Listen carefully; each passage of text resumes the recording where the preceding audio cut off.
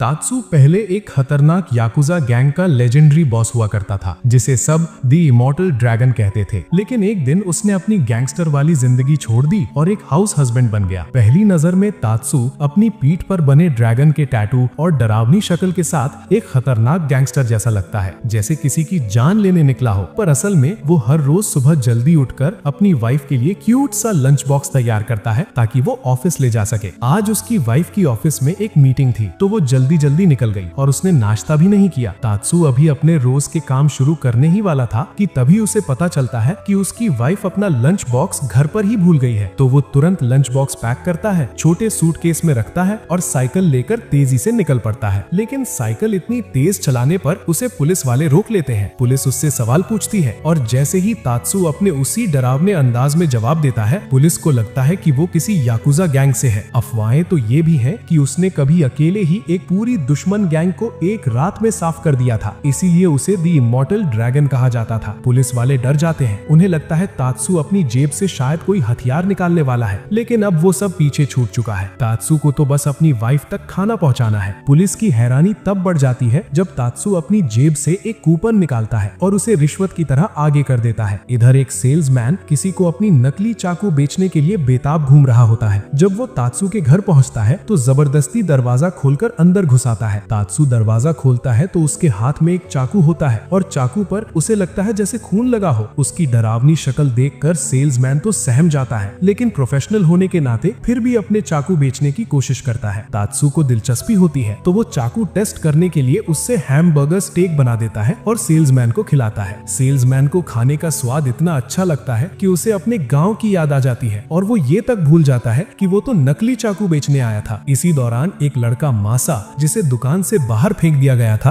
तात्सू का पुराना साथी निकलता है। तात्सू के गायब होने के बाद उनकी गैंग टूट गई थी और मासा हर जगह उसे ढूंढ रहा था। मासा मार्केट में तात्सू को सब्जियां लेते देख लेता है और दौड़कर उसके पास आता है। वो रोता धोता तात्सू को अपनी हालत बताता है और उसे वापस गैंगस्टर बनकर लौटने के लिए कहता है। तात्सू अपने उसी डरावने चेहरे के साथ सिगरेट जलाता है और मासा से कहता है, चल मेरे साथ। मासा सोचता है कि तात्सू शायद उसे फिर से गैंग में ले जाएगा, लेकिन तात्सू उसे कुकिंग क्लास में ले आता है। क्लास में तात्सू रेसिपी तैयार करता है और औरतें उसकी कुकिंग देखकर ताली बजाती हैं। मासा गुस्से में कहता है कि तात्सू गैंगस्टर लाइफ छोड़कर ये सब क्या कर रहा है। तात्सू आराम से कहता है, मैं अब वो जिंदगी नहीं जी सकता। अब मेरे लिए सबसे जरूरी मेरा परिवार है और उसे हिंसा से नहीं बचा सकता। मासा हंसता है और तात्सू की बनाई प्लेट को गिरा देता है। तात्सू एक सेकंड में उसे जोर से थप्पड़ मारता है और कहता है, गंदगी फैलाई है, अब साफ भी तू ही करेगा। एक दिन तात्सू अपनी साइकिल चला रहा होता है, तभी एक बिल्ली बचाने के चक्कर में वो एक कार से टकरा जाता है। कार एक गैंगस्टर की होती है जो सुनामी गैंग से होता है, वही लोग जो तात्सू के दुश्मन थे। हामी गैंगस्टर को लगता है कि तात्सू ने उसे मारने की कोशिश की है और वो अपने ड्राइवर के साथ तात्सू के पीछे पड़ जाता है। भागते भागते तात्सू एक कपड़ों की दुकान में घुस जाता है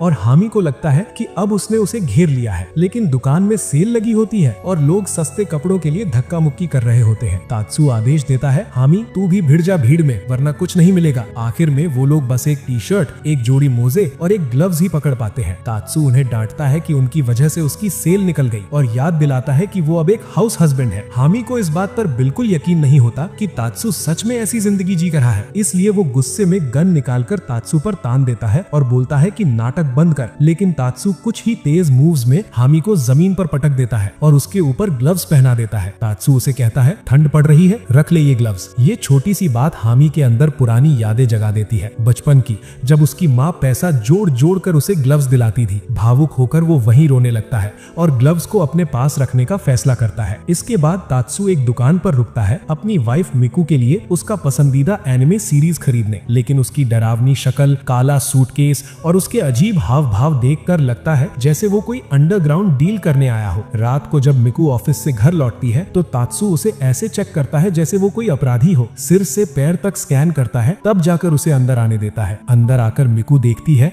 कि पूरा घर सजावट से भरा पड़ा है। तात्सू ने उसका पूरा बर्थडे सेटअप किया होता है, लेकिन पूरा माहौल याकुजा स्टाइल में होता है। यहाँ तक कि जब तात्सू हैप्पी बर्थडे सॉन्ग गाता है तो भी उसका चेहरा इतना डरावना लगता है कि माहौल और भी भूतिया बन जाता है। फिर तात्सू उसे गिफ्ट देता है, वही एनिमे सीरीज जो उसने दिन में खरीदी थी। मिकू खुश तो होती है पर बताती है कि ये सीरीज तो उसके पास पहले से है। ये सुनकर तात्सू खुद से इतना निराश होता है कि कहता है कि उसे अपनी छोटी उंगली काट कर माफी मांगनी चाहिए। मिकू मिकू घबरा जाती है और गुस्से में एक मुक्का मार देती है और तात्सु कांच की खिड़की तोड़ते हुए पंछी की तरह बाहर उड़ जाता है। अगले दिन मिकू फोन करके बताती है कि लैंडलेडी घर देखने आने वाली है तो सब कुछ साफ होना चाहिए। तात्सु तुरंत ऑटोमेटिक वैक्यूम क्लीनर निकालता है और उसे काम पर लगा देता है। शुरू में वो मशीन की सफाई देखकर खुश होता है, लेकिन जैसे ही उसे पता चलता है कि मशीन कोनों तक साफ नहीं कर सकती, वो चिल्लाकर मशीन को डांटता है। फिर खुद कोने और बाकी जगहों की सफाई करने लगता है, क्योंकि उसके हिसाब से घर हमेशा चमकदार होना चाहिए। तभी अचानक वैक्यूम क्लीनर उसकी कैट की पूंछ चूस लेता है। बिल्ली डर कर उछल जाती है और वाइन रैक पकड़ लेती है। रैक गिरता है और एक बोतल सीधा तात्सु के चेहरे पर लगती है। इतने में लैंडलेडी घर में आती है और तात्सु को लाल दागों से भरा देख चिल्ला उठती है। तात्सु भी ऐसी बातें बोलता है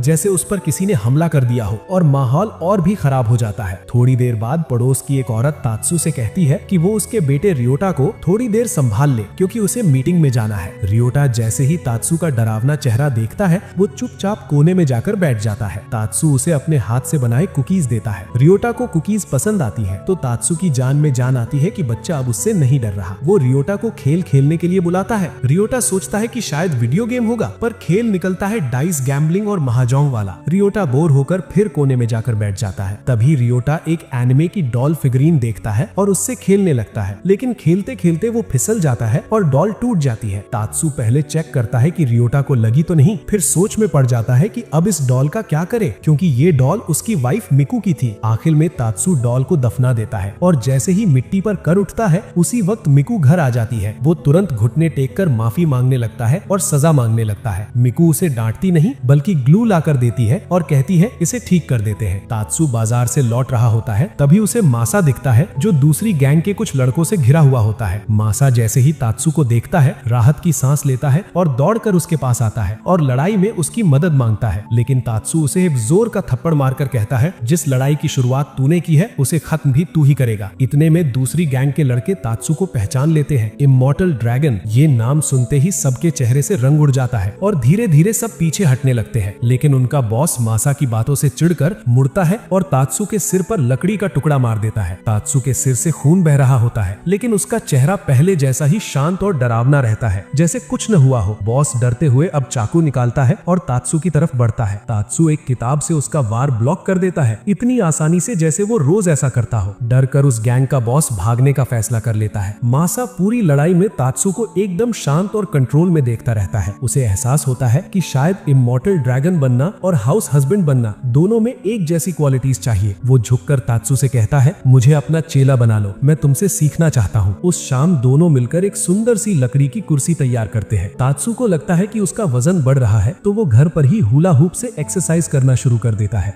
लेकिन उसकी ये हरकत मिकू को डिस्ट्रैक्ट करती है, तो वो उसे डांटती है और उसे एक फिटनेस जिम ले जाती है। जिम में पहुंचकर तात्सु को अपने कुछ पड़ोसी मिलते हैं जो उसे वहां देखकर हैरान रह जाते हैं। सब लोग डांस एक्सरसाइज क्लास में जाते हैं और तात्सु भी शामिल हो जाता है। वो सारे स्टेप्स तो कर लेता है, लेकिन उसकी खतरनाक मुस्कान सबको परेशान कर देती है। उन्हें लगता है कि वो ये सब भी किसी डरावनी वजह से कर रहा है। सबके कहने पर तात्सु योगा क्लास में भी जाता है और यहाँ तो सब दंग रह जाते हैं। वो हर योग मुद्रा परफेक्ट तरीके से कर लेता है और हर पोज को अपने पुराने गैंगस्टर टाइम से जुड़े नाम दे देता है। क्लास खत्म होने पर तात्सु सबकी तारीफ करता है और कहता है, अच्छा पसीना निकला, मजा आया। लेकिन जैसे ही वो कपड़े बदलने जाता है, गलती से महिलाओं की चेंजिंग रूम में घुस जाता है। अपनी गलती समझते ही वो जमीन पर सिर पटक पटक कर खुद को सजा देता है और औरतों से कहता है, मुझे पहाड़ पर निर्वासित कर दो। उसकी बेवकूफी भरी बात सुनकर सब औरतें और भी कंफ्यूज हो जाती हैं। एक दिन तात्सु और उसकी वाइफ मिकू शॉपिंग सेंटर जाते हैं। तात्सु एक कर्मचारी से सफेद पाउडर वाला सामान मांगता है तो वो डर जाता है। तभी मिकू साफ करती है, अरे वो फ्लार बोल रहा है, आटा। आगे खरीदारी करते हुए तात्सु मिकू की पसंद की चीजों को लेकर टोकता रहता है। दोनों की बहस देखकर लोग रुककर घूरने लगते हैं। लोगों को लगता है कि कोई याकुजा किसी मासूम पर चिल्ला रहा है, क्योंकि तात्सु की शक्ल वैसी ही डरावनी लगती है। मिकू को एहसास होता है कि तात्सु की ये लुक ही लोगों को गलतफहमी में डाल देती है, तो वो उसे अलग अलग कपड़े पहनने को कहती है। लेकिन तात्सु चाहे जो पहन ले, उसका गैंगस्टर वाला लुक और भी ज्यादा डरावना हो जाता है। आखिर में तात्सु मिकू की बात मानकर अपनी स्टाइल बदलने की कोशिश करता है और मिकू उसकी पिंक एप्रन वाली ड्रेस देखकर खुश हो जाती है। उस पर उसका पसंदीदा कैरेक्टर भी बना होता है। वो तात्सु से पोज देने को कहती है। लोगों की आंखें फटी की फटी रह जाती हैं, लेकिन मिकू को तात्सु का ये नया रूप बेहद प्यारा लगता है। एक बार शॉपिंग करते हुए तात्सु मासा को सिखाता है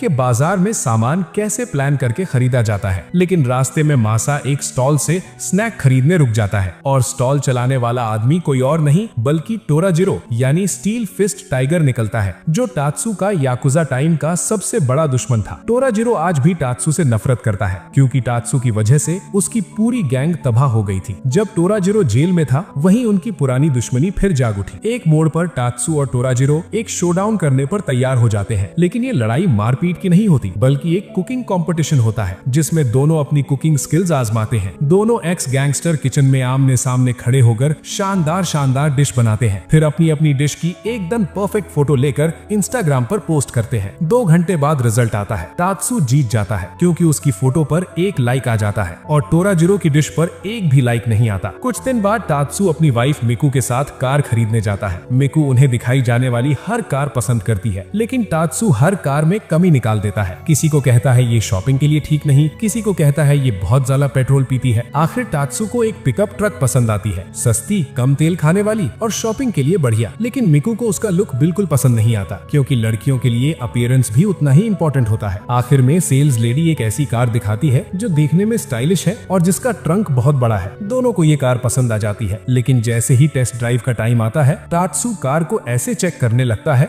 जैसे उसमें कोई स्पाई गैजेट लगा हो। टेस्ट ड्राइव शुरू होती है। मिकू उसे याद दिलाती है सड़क पर ध्यान रखो, हर सिचुएशन के लिए तैयार रहो। लेकिन टात्सु एक सिक्योरिटी गार्ड को देखता है और सोच बैठता है कि वो कोई हत्यारा है जो उस पर हमला करने वाला है। वो कार तेज चलाने लगता है। फिर उसे सड़क पार करता एक बुजुर्ग दिखता है और टात्सु को लगता है कि वो भी कोई असैसिन है जो कार पर मिसाइल चलाने वाला है। आखिरकार उसे एहसास होता है कि ये सारी बातें उसकी ओवरथिंकिंग है और वो कार खरीदने का आइडिया ही छोड़ देता है। एक दिन टात्सु मासा के घर जाता है। घर में कपड़ों का ढेर लगा होता है, लगता है महीनों से धुले ही नहीं। मासा सारे कपड़ों को एक साथ वॉशिंग मशीन में डालने लगता है, लेकिन टात्सु उसे एक थप्पड़ मारता है और कहता है ऐसे धोते हैं कपड़े। टात्सु कपड़ों को अलग अलग करके मशीन में डालता है और जिन पर जिद्दी दाग लगे होते हैं उन्हें हाथ से रगड़ रगड़ कर साफ करता है। मासा पीछे खड़ा होकर नोट्स लेता रहता है। कपड़े धुलने के बाद दोनों उन्हें सुखाने के लिए टांग देते हैं, लेकिन तेज हवा के झोंके से एक कपड़ा उड़ जाता है और मासा उसे पकड़ने के लिए भागता है। कुछ महीने पहले मिकू ने टात्सु से कहा था कि घर में पड़े वो गैजेट्स बेच दे जिनका वो इस्तेमाल नहीं करता, तो अब टात्सु एक फ्ली मार्केट में वही गैजेट्स बेचने बैठा है, लेकिन पूरे दिन में एक भी सामान नहीं बिकता।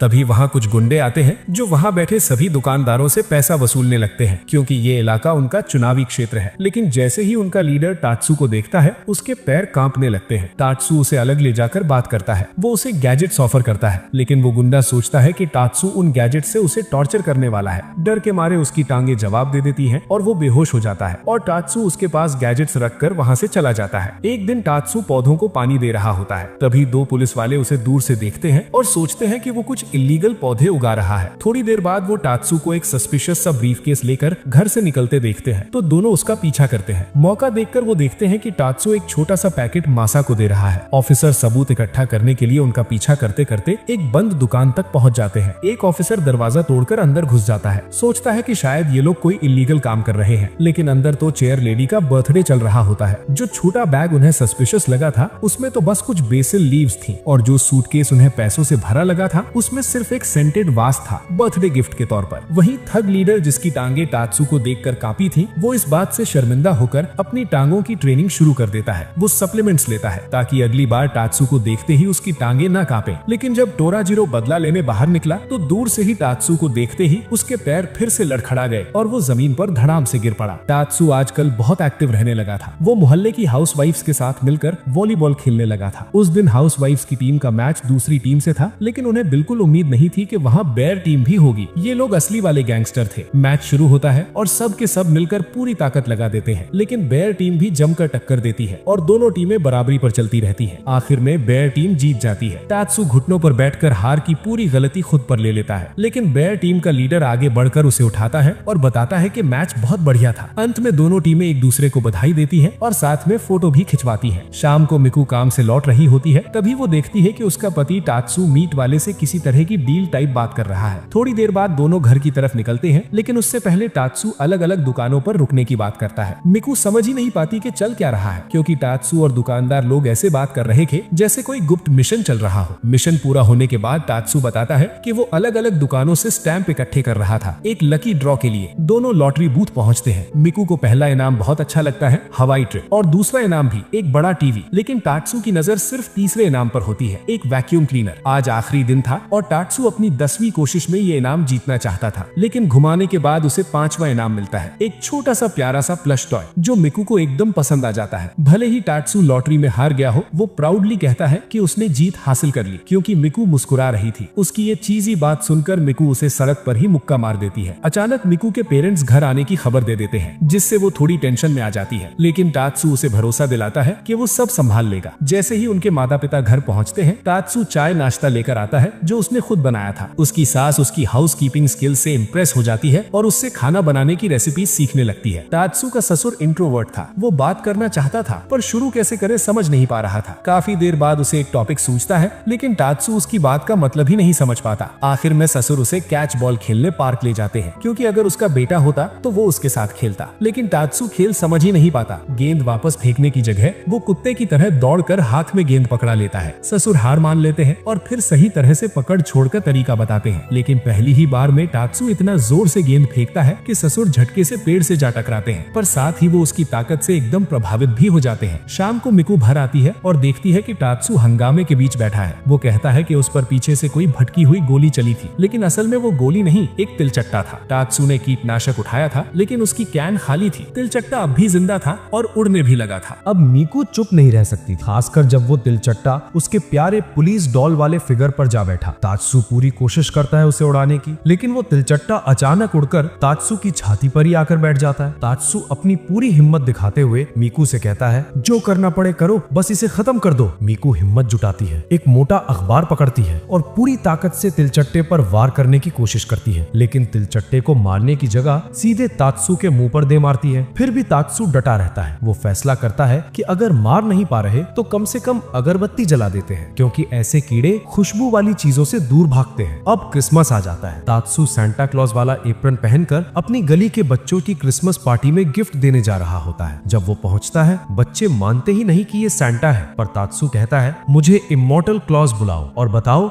इस साल अच्छे थे या शरारती। अंत में गिफ्ट देने की जगह वो उन्हें जबरदस्त खाना खिलाता है, जो बच्चे बहुत मजे लेकर खाते हैं। रात होते ही तात्सू अलविदा कहता है और अपनी शॉपिंग वाली साइकिल पर लौट आता है। इसके बाद तात्सू पार्ट टाइम नौकरी करने एक कॉफी शॉप पर अप्लाई करता है। पहले ही दिन दो अजीब से कस्टमर आते हैं, दो गैंगस्टर, एक बूढ़ा और एक जवान। बूढ़ा गैंगस्टर अपने जूनियर को तगड़े बनने की सीख दे रहा होता है, लेकिन जैसे ही दोनों तात्सू को पानी सर्व करते देखते हैं, दोनों घबरा जाते हैं, क्योंकि वो एकदम किसी असली गैंगस्टर जैसा दिखता है। फिर तात्सू उनके लिए एक लट्टे बनाता है, जिस पर प्यारा सा बिल्ली वाला आर्ट होता है। जूनियर को ये क्यूट टच पसंद आता है, पर उसका बॉस उसे डांट देता है कि टफ दिखना चाहिए। जब खाने की बारी आती है, जूनियर ऑमलेट राइस ऑर्डर करता है। तात्सू सर्व करता है और ऊपर सॉस से लिखता है गैंगस्टर। थोड़ी देर बाद बॉस एक स्पेशल स्ट्रॉबेरी डेजर्ट ऑर्डर करता है। इससे पता चलता है कि उसे भी क्यूट चीजें पसंद है। डेजर्ट आते ही वो खुद हाथ उठाकर बुलाता है और दोनों बड़ा मजा लेकर सब खाते हैं। कॉफी शॉप छोड़ते वक्त दोनों बेहद खुश होते हैं। इस पार्ट टाइम से कमाई करके तात्सू अपनी पत्नी मीकू के लिए तोहफे खरीदता है। मीकू काम से थकी हुई लौटती है। आज तात्सू उसके लिए एनर्जी बढ़ाने वाला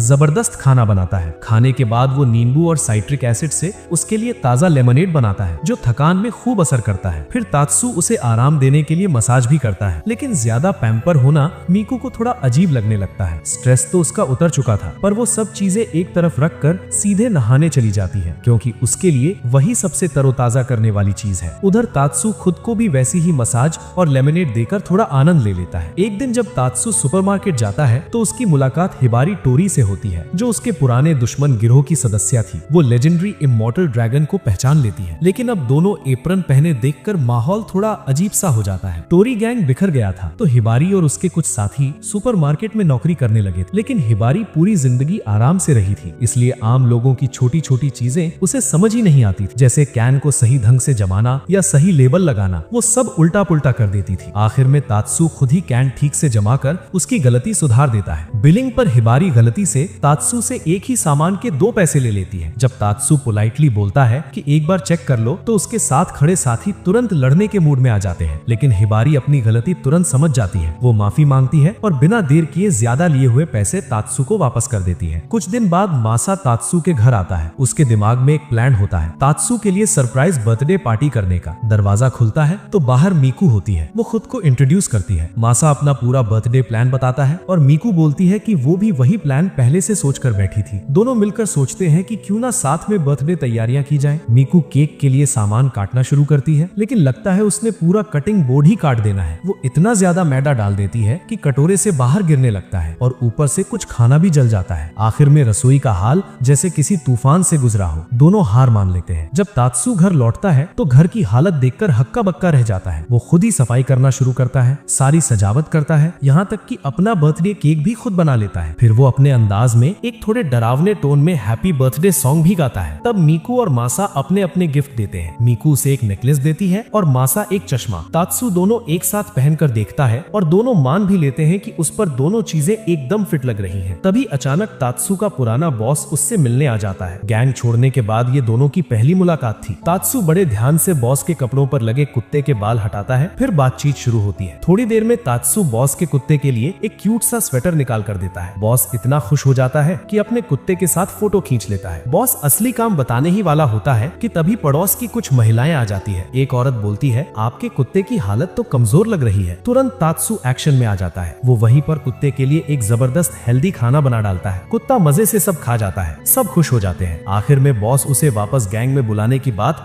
बताए बिना ही लौट जाते हैं। जाते जाते बस यही कहते हैं, तात्सु तू यही ठीक है, यही तेरी असली जगह है। एक सुबह तात्सु सुपरमार्केट जा रहा होता है। तभी मीकू घबराकर उसके पास आती है और उसका हाथ पकड़कर बोलती है, जल्दी चलो जल्दी। तात्सु समझ जाता है कि मीकू उसे कुछ खास दिखाना चाहती है। असल में मॉल में उसके पसंदीदा एनिमे का लाइव एक्शन कॉस्प्ले इवेंट चल रहा होता है। स्टेज पर कॉस्प्लेयर फाइट सीन एक्ट कर रहे होते हैं। एमसी अनाउंस करता है कि हीरोज के साथ लड़ने के लिए एक बच्चा चाहिए। अंत में बच्चे को उन आइडल्स के साथ फोटो मिलती है। मीकू अडल्ट होने की वजह से भाग नहीं सकती थी, पर तात्सु समझ गया कि उसकी वाइफ की ये कितनी बड़ी तमन्ना है। वो हाथ उठाता है और हैरानी की बात, उसी को चुन लिया जाता है, शायद उसके डरावने लुक देखकर। स्टेज पर पहुंचते ही सबको लगता है कि तात्सु कोई भारी भरकम लड़ाई वाला मूव करेगा, लेकिन वो लड़ाई रोककर सबसे पहले पूछता है, ये झगड़ा किसने शुरू किया था। फिर शांति से समझाने लगता है कि लड़ाई से कुछ नहीं सुलझता। और तभी वो एक कपड़ा खींचकर हटाता है। नीचे चाय के प्याले सजे हुए होते हैं। वो तुरंत चाय बनाता है और दोनों टीमों को चाय पीकर आपस में शांति से बैठने की दावत देता है। उसका तरीका अजीब था, लेकिन इसी वजह से मीकू का सपना पूरा हो जाता है, अपने पसंदीदा एनिमे आइडल से मिलने का। उधर मासा को नया माइक्रोवेव ओवन मिलता है। वो तात्सु को बुलाता है ताकि उसे सही इस्तेमाल करना सीख सके। तात्सु माइक्रोवेव की नई नई सुविधाएं देखकर बिल्कुल दंग रह जाता है। टेस्ट करने के लिए वो उसमें ब्रेड बनाने का फैसला करता है। तात्सु बड़े जोश के साथ माइक्रोवेव में ब्रेड बनाने लगता है। वो सारे जरूरी सामान इकट्ठा करता है और डो तैयार करना शुरू करता है। गूंजते वक्त वो मासा से बोलता है कि जरा प्लास्टिक रैप ले आओ ताकि डो को आराम करने दिया जा सके। लेकिन रैप ढूंढते हुए मासा एक तार पर पैर रखकर ठोकर खा जाता है और गिरते समय माइक्रोवेव को धक्का लग जाता है। माइक्रोवेव सीधा नीचे गिरता है और टूट जाता है। माइक्रोवेव टूटने के बाद भी मासा तुरंत माफी मांगता है, मगर तात्सु से समझाता है कि कोई बात नहीं। तात्सु फिर चावल पकाने वाला राइस कुकर निकालता है, सेटिंग लगाता है और उसी में ब्रेड बेक करता है। 1.5 घंटे बाद ब्रेड तैयार होता है और वो भी एक प्यारे से भालू के चेहरे के आकार में। तात्सु ब्रेड को सजाने लगता है और मासा उसे देखकर इतना खुश हो जाता है कि इंतजार नहीं कर पाता। वो जल्दी से ब्रेड का एक टुकड़ा खाने की कोशिश करता है, लेकिन ब्रेड बहुत गर्म होता है। उसके हाथ जल जाते हैं और वो गर्म ब्रेड सीधा तात्सु के चेहरे पर फेंक देता है। कुछ समय बाद जब तात्सु बाहर कपड़े सुखा रहा था, तब उसे अचानक पड़ोसी बॉब के घर से धुआं उठता दिखता है। उसे लगता है कि कहीं आग तो नहीं लगी। वो भागते हुए बॉब के घर जाता है, लेकिन पता चलता है कि बॉब घर के अंदर ही बारबेक्यू पर मांस भून रहा है। बॉब उसे अंदर बुलाता है और तात्सु भी खुशी खुशी मांस खाने के लिए तैयार हो जाता है। लेकिन जैसे ही दोनों खाना खाने बैठे, कमरे में इतना धुआं भर जाता है कि खाने की खुशबू भी नहीं आती। मजबूरी में वो दरवाजा खोलकर धुआं निकलने देते हैं और आग बुझाने के लिए पानी डालना पड़ता है, जिससे मांस भी खराब हो जाता है। तात्सु पूछता है कि बॉब घर के अंदर बारबेक्यू क्यों कर रहा था। बॉब बताता है कि उसे घर की याद आ रही थी और अपने देश में पिता के साथ जो बारबेक्यू खाया करता था, वही याद करके उसने यहाँ कोशिश की। तात्सु उसे बाहर ले जाता है और कहता है कि चल बाहर ग्रिल लगाते हैं। दोनों मिलकर बाहर परफेक्टली मांस ग्रिल करते हैं और उसे आराम करने देते हैं। लेकिन तभी पुलिस आ जाती है और कहती है कि बाहर बारबेक्यू करना गैर कानूनी है। बॉब को उसका पसंदीदा मांस खाने देने के लिए तात्सु पुलिस वाले को रोकने की कोशिश करता है, लेकिन जब बॉब आखिरकार खाने बैठता है, वो खा नहीं पाता क्योंकि मांस इतना कम पका था कि सुशी जैसा लग रहा था। कुछ दिन बाद मिकू को अपने ऑफिस वाली दोस्त से फार्म थीम्ड पार्क के 2 टिकट मिलते हैं। वो तात्सु को चलने को बोलती है। पहले तो तात्सु मना करता है क्योंकि उसे लगता है कि ये जगह उनके उम्र के लोगों के लिए नहीं है, लेकिन आखिरकार वो मान जाता है। दोनों पार्क में घूमते हैं, फोटो लेते हैं, जानवरों को खिलाते हैं, अलग अलग अट्रैक्शंस देखते हैं। जब भूख लगती है तो मिकू खाने की बात करती है। तात्सु हंसते हुए कहता है कि यहाँ खाना बहुत महंगा होता है, इसलिए वो पहले से लंच बनाकर लाया है। मिकू उसे छेड़ती है और कहती है कि उसे तो लग रहा है तात्सु को ये पार्क उससे भी ज्यादा पसंद आ रहा है। थोड़ी देर मस्ती के बाद तात्सु मान लेता है कि सच में अंडरग्राउंड वाली जिंदगी में उसने कभी ऐसी जगह नहीं देखी और मिकू की वजह से उसे ये मौका मिला है। दोपहर के लिए उनके और भी प्लान होते हैं, लेकिन तभी बारिश शुरू हो जाती है जो रुकने का नाम नहीं लेती। मायूस होकर दोनों घर लौट आते हैं और उदास मूड में सो जाते हैं। कुछ दिन बाद दोनों बीच पर आराम कर रहे होते हैं। तात्सु पत्थर बांध आंखों पर बांधकर वाटरमेलन स्मैश गेम खेल रहा होता है। वो तरबूज फोड़ देता है, लेकिन खाते ही है कि अचानक एक वॉलीबॉल सीधा उसके चेहरे पर आकर लगती है। तात्सु चौंक जाता है और उसे पता चलता है कि ये वही बियर टीम है जिसके साथ उसने कुछ दिन पहले हाउसवाइफ्स के साथ मिलकर मैच खेला था। बियर बॉस पिछली हार को याद करते हुए तात्सु को रीमैच की ऑफर देता है और कहता है कि जब चाहे सामने आ जाना। जब मिकू को ये बात पता चलती है तो वो बिल्कुल भी देर नहीं लगाती और तात्सु को डांट देती है। वो उसे याद दिलाती है कि तू एक मर्द है और उसे तुरंत रीमैच लेने को कहती है। जोश में वो खुद ही तात्सु को खींचकर बियर टीम के पास ले जाती है और जोर से बोलती है कि इन्हें रीमैच चाहिए। दोनों टीमें फुल जोश में खेलना शुरू कर देती हैं। मिकू खुद को मोटिवेट करने के लिए सर्विंग टेक्निक्स के नाम चिल्लाती रहती है और तात्सु को भी ऐसा करने को बोलती है। जैसे जैसे गेम तेज होता है, अचानक बियर बॉस की एक जोरदार शॉट सीधे मिकू की तरफ आती है। तात्सु समझ जाता है कि उसकी बीवी इसे रोक नहीं पाएगी। वो तुरंत दौड़कर मिकू को ढाल की तरह अपनी बॉडी से बचा लेता है। बॉल अभी जमीन पर गिरी नहीं होती और मिकू, जो हार मानने वालों में से नहीं है, खुद झुककर तात्सु को अपने ऊपर से उछाल देती है ताकि वो आखिरी शॉट लगा सके। जैसे ही तात्सु नीचे गिरने वाला होता है, मिकू उसे अपनी बाहों में पकड़ लेती है। पति पत्नी की इस जुगलबंदी से वो मैच जीत जाते हैं और बियर टीम हैरान रह जाती है। इधर टोराजिरो को एहसास होता है कि उसकी क्रेप वाली दुकान अब नहीं चल रही। ट्रेंड देखते हुए वो सोचता है कि लोगों को अब टैपियोका मिल्क टी चाहिए, तो क्यों ना वही बनाना शुरू कर दे। लेकिन इलाके में टैपियोका बनाना सही तरीके से सिर्फ एक ही इंसान जानता था और वो था तात्सु।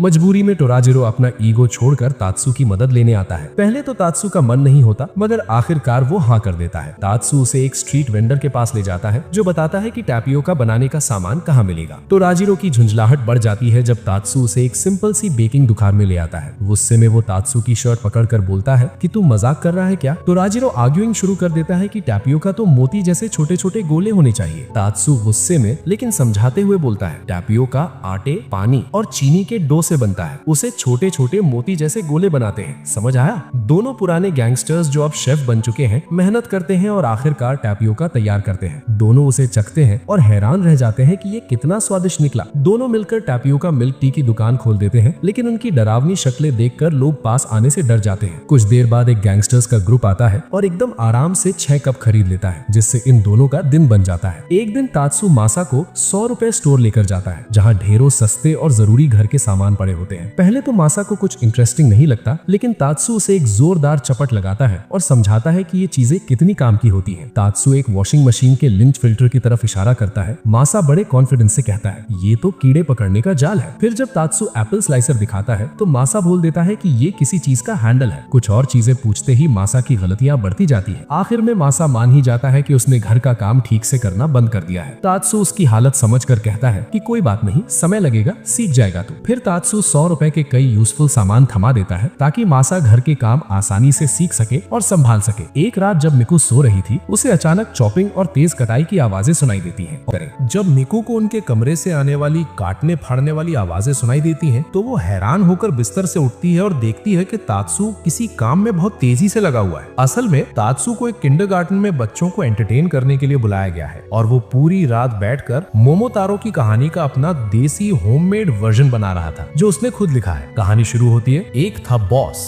और एक थी बॉस लेडी। दोनों पति पत्नी बहुत गरीब थे, इसीलिए बॉस रोज पहाड़ों में लकड़ियां काटने जाता था। एक दिन बॉस लेडी एक बड़ा सा पीच लेकर आती है, सोचती है खाने लायक होगा, लेकिन जैसे ही वो उसे खोलती है उसमें से एक बच्चा बाहर आ जाता है। दोनों उस बच्चे को अपना लेते हैं और उसका नाम रखते हैं मोमोतारो। वो उसे पालते हैं, बड़ा करते हैं। तात्सु आगे बताता है कि कैसे मोमोतारो जल्दी जल्दी बड़ा होकर नौजवान बन जाता है और उसी दौरान कुछ डीमंस गांव में परेशानियां खड़ी करने लगते हैं। मोमोतारो फैसला करता है कि वो इन दुष्टों को सबक सिखाएगा। राह में उसे एक कुत्ता और फिर एक और साथी मिलता है और तीनों मिलकर एक टीम बनाते हैं। वो समुद्र पार करते हुए उस डीमन गैंग के ठिकानों तक पहुंचते हैं और आखिर में जीत जाते हैं। गैंग का लीडर घुटनों पर गिरकर अपनी जान की भीख मांगने लगता है। तात्सु जब कहानी के आखिरी हिस्से पर आता है, जहाँ वो बताने वाला था कि बुरा मास्टर खुद को खत्म कर देता है, तभी किंडरगार्टन की टीचर उसे रोक देती है। वो बोलती है, बच्चों के लिए है, थोड़ा चीयरफुल एंडिंग रखो। कुछ देर बाद तात्सु एक कैफे में बैठा हाउसवाइफ्स के ग्रुप से बातें कर रहा होता है। वो अपने पुराने गैंगस्टर दिनों की कहानियां सुना रहा होता है, कितना भारी काम करना पड़ता था, कितने टास्क उसने संभाले थे। लेकिन औरतों को गलतफहमी हो जाती है। उन्हें लगता है कि तात्सु ये सब मिकू के लिए कर रहा था, मतलब मिकू उसे बहुत ज्यादा आदेश देती है। और वो एक खतरनाक सख्त बीवी है। परेशानी और बढ़ जाती है जब अचानक मिकू का फोन आता है। वो तात्सू से उडॉन नूडल्स बनाने को कहती है, वो भी बिल्कुल अपनी पसंद के हिसाब से।